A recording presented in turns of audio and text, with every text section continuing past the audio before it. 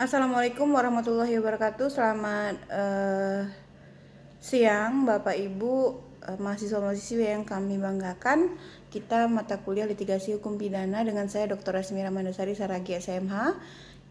Materi kita yang terakhir ya. Karena ini pertemuan yang terakhir, kita membahas mengenai barang bukti. Oke. Jangan lupa absensi tetap di kolom komentar video ini dan tolong di like dan subscribe. Oke, barang bukti adalah barang yang dipergunakan oleh terdakwa untuk melakukan tindak pidana atau barang yang diperoleh atau hasil dari suatu tindak pidana. Jadi barang-barang yang disita oleh penyidik untuk dijadikan sebagai bukti di persidangan ya. Jadi barang bukti ini diberi nomor sesuai nomor perkara, disegel dan hanya dapat dibuka di hakim dalam persidangan ya. Barang bukti tersebut akan diperlihatkan kepada terdakwa dan menanyakan apakah dia kenal dengan barang tersebut. Nanti bisa dilihat dasar hukumnya pasal 181 ayat 1 KUHP ya. Kemudian kita pindah pembahasan dari barang bukti beralih ke tuntutan pidana. Oke, sebelum saya beralih ke tuntutan pidana, barang bukti itu bukan alat bukti. Alat bukti itu diatur di pasal 184 KUHP, ada 5 ya.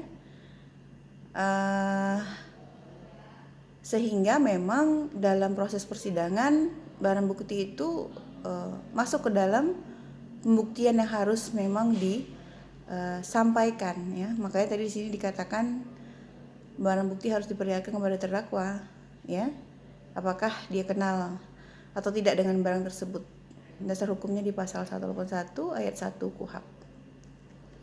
Tuntutan pidana atau istilah lainnya requisitoire ya.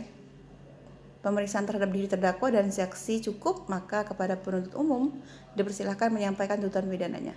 Jadi tuntutan pidana ini kodenya P42 ya.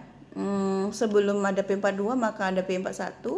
P41 itu rencana tuntutan pidana, singkatannya RENTUT ya.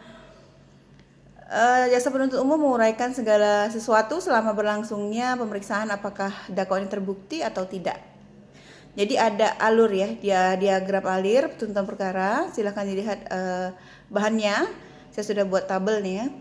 Jadi JPU membacakan tuntutan pidana, lalu hakim memberikan kesempatan kepada terdakwa ya, pembelaan atau pledoi. Kemudian jaksa penuntut umum atau JPU memberikan jawaban atas pledoi, namanya replik ya.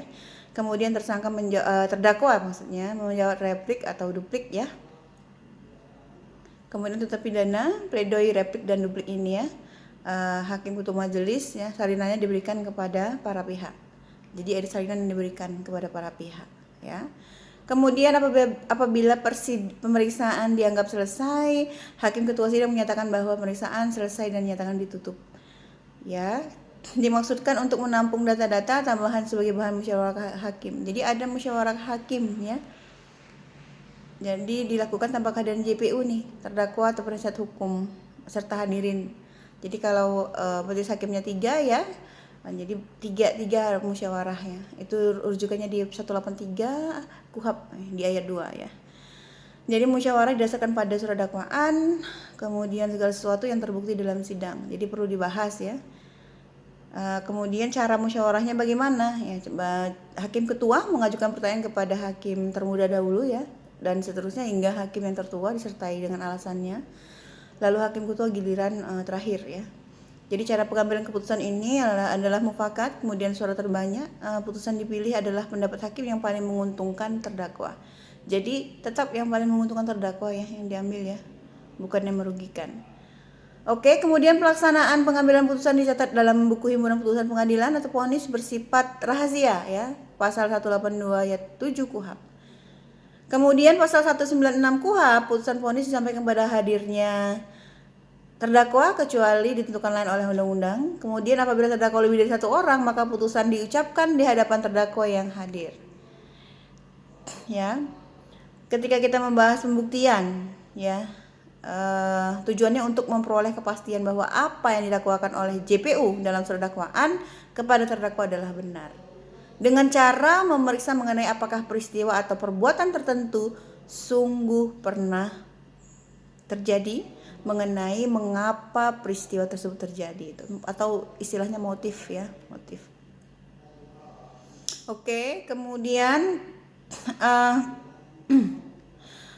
pemeriksaan terdiri dari menunjukkan peristiwa-peristiwa yang dapat diterima oleh panca indera, kemudian memberikan keterangan tentang peristiwa-peristiwa yang telah diterima tersebut, lalu menggunakan pikiran logis. Kemudian manfaat dengan adanya pembuktian tersebut adalah hakim dapat menggambarkan dalam pikirannya apa yang sebenarnya terjadi, kemudian sehingga memperoleh keyakinan tentang hal tersebut meskipun ia tidak melihat, mendengar, merasakan sendiri. Sehingga dalam alat bukti ya, minimal adalah 2 alat bukti ditambah dengan keyakinan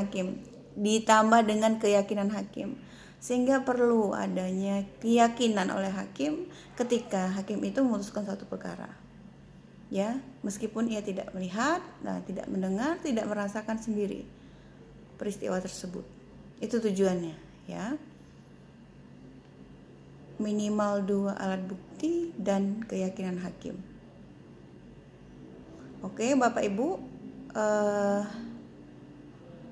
untuk saksi ya, ketika kita membicarakan saksi, maka saksi itu minimal 2 ya, tidak boleh 1.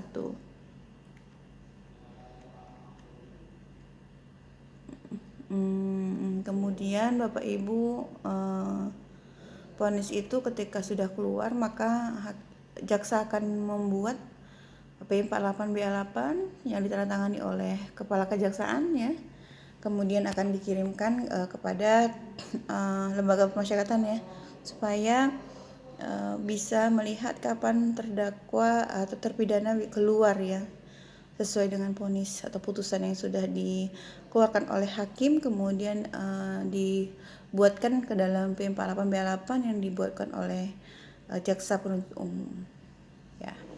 Demikian Bapak Ibu, mohon maaf jika ada kesilapan dalam penyampaian. Sukses selalu untuk kita semua. Selamat weekend ya. Wassalamualaikum warahmatullahi wabarakatuh.